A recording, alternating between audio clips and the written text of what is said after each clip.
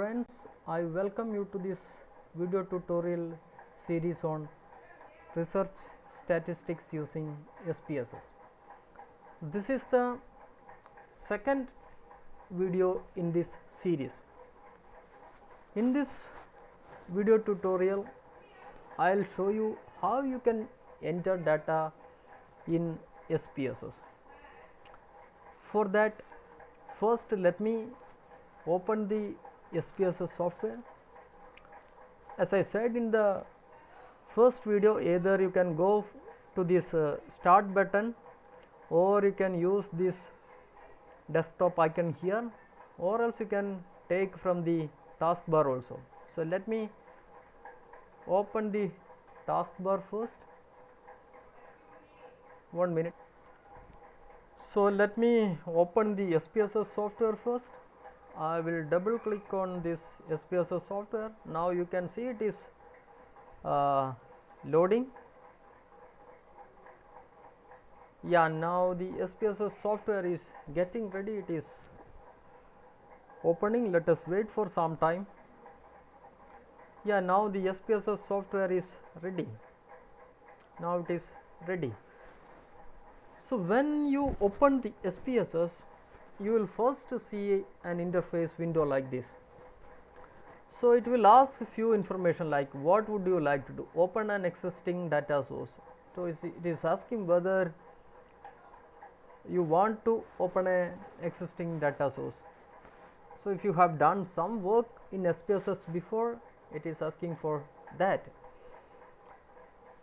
Or you can use run the tutorial button. You can click on this small circle, type data, run existing inquiry. So if you want to type data in SPSS, you can click on this button, or if you want to use an existing source, existing data, you can click on this.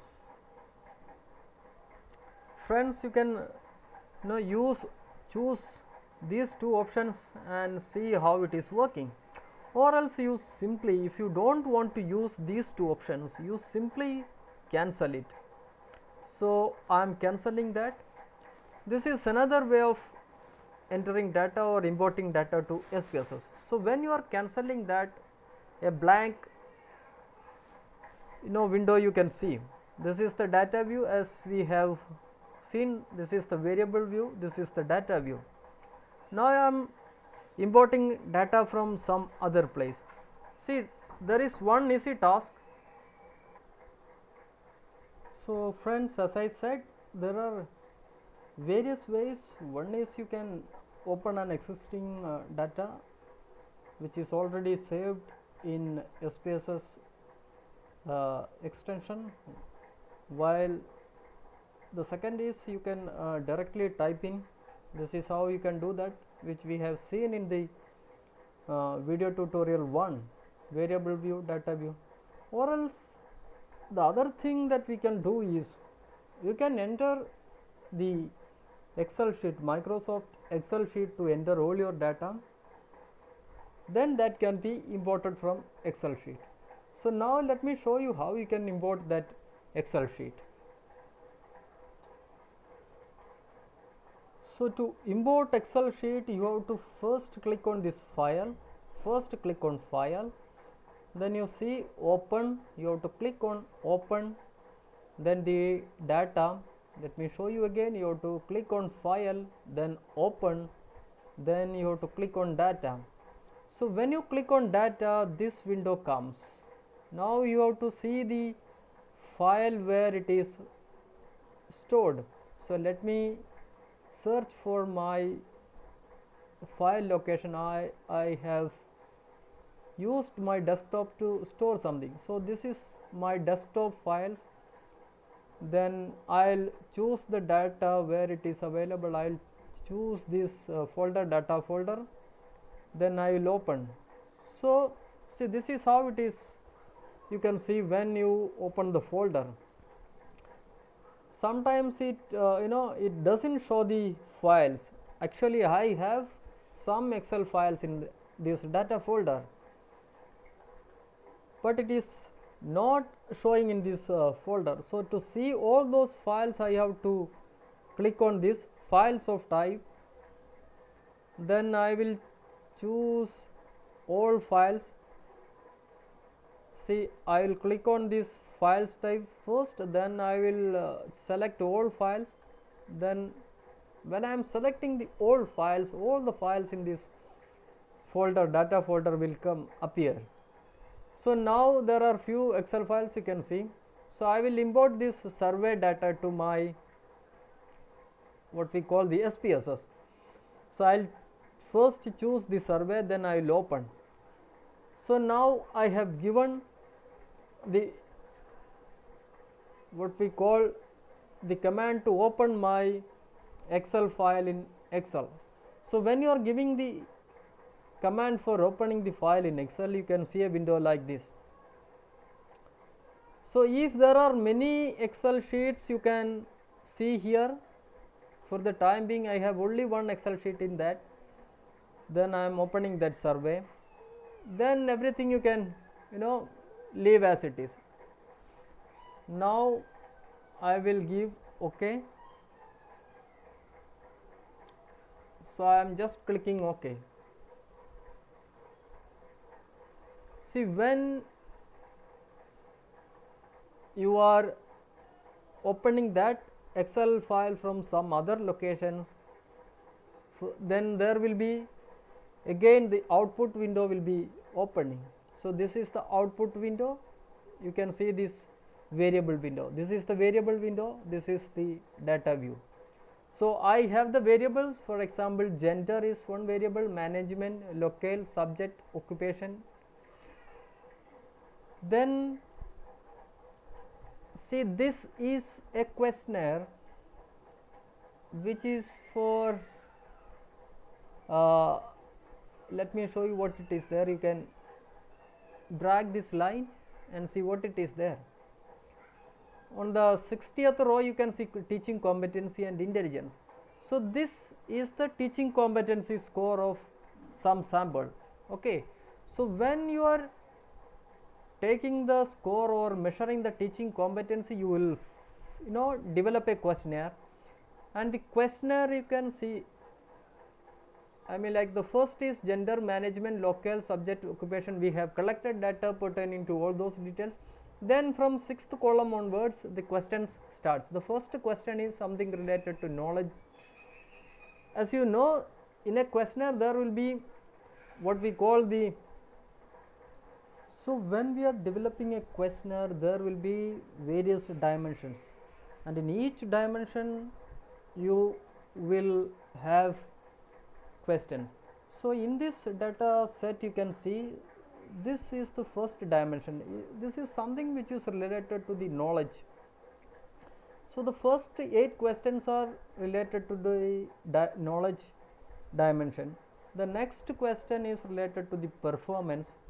Then personal questions are there related to personal. Then you can see social aspects, social dimension, the technical dimension, and the management dimension.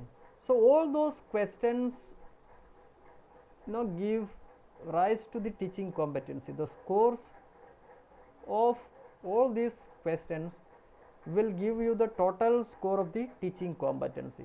Similarly, in intelligence also you can see, but intelligence I have not shown the items or the dimensions, only the scores are given.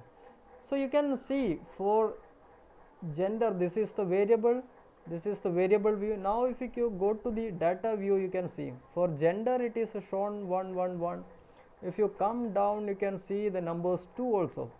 So as I said in the video tutorial 1, you can, what we say, you can't give like male and female. You can give, but you have to give a value to male and female.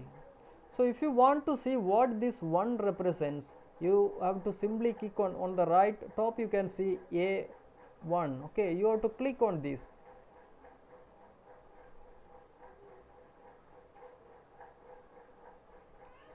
There is some issue, let me let me see what it is happening. Yeah friends, when if you want to see what this one represents in gender management, you have to click on, as I said, you have to click on this value labels. Let us see what is happening. I am clicking this, so nothing is happening, so there is some problem with my data entry. So otherwise if I click on this, what one represents has to come here. Now it is not happening, so let us go back to the variable view and see values. See values, if I am clicking on values, yeah, nothing is there, so you have to give values here. One represents female, sorry, the value 1 represents female, add 2 represents male. Now you can give OK. So there is some message coming. Let me see what it is. So that is nothing, you can simply give OK. So now it is male and female one. Let us see how it is now showing in data view. Let us go back to the data view, see. So when you click this, now see, this is one. When you click on this value label, you can see what one represent, one is female, and when you go down you can see, oh, 2 it is not coming, still there is a problem.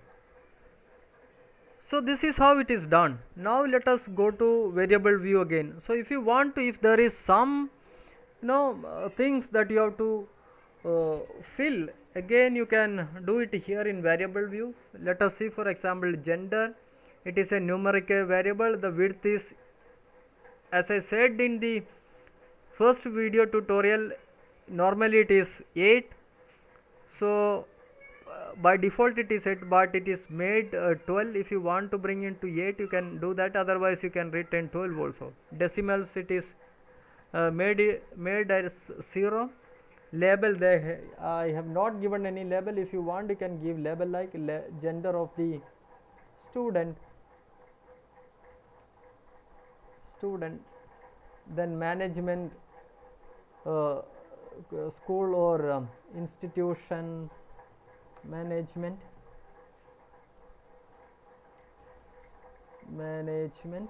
this you can, values you can give management. If, let me see what is the management 1 is there, then 2 is there, then 3 is there. So you have to give values to all those. Okay, 1 represents government institution, add.